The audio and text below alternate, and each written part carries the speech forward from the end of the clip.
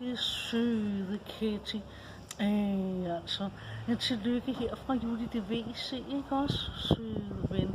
Og jeg står her i Hurghada, Egypten, og her er jeg på en lille business trip med Judy DVC's beauty shop.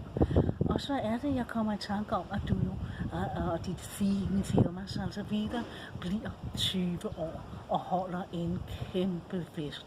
Jeg håber sådan, I hygger jer derude til festen. Og se, jeg er jo her af en særlig grund. Det er ikke bare Ibren i Cairo, det er Judy DVC i Hurghada.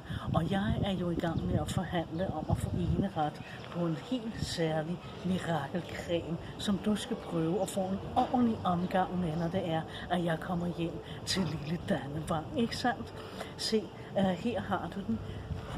Egyptian Magic. Er det ikke fantastisk? Den skal du prøve, min skat. For den har jeg tænkt mig at få eneret på i lille Dannevang.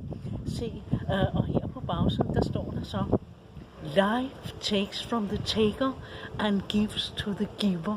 Ikke? Og du er en giver, Ketty. Det ved vi, ikke også? Men det kan også blive for meget det gode, så nogle gange må man lige, ikke sandt? Ja.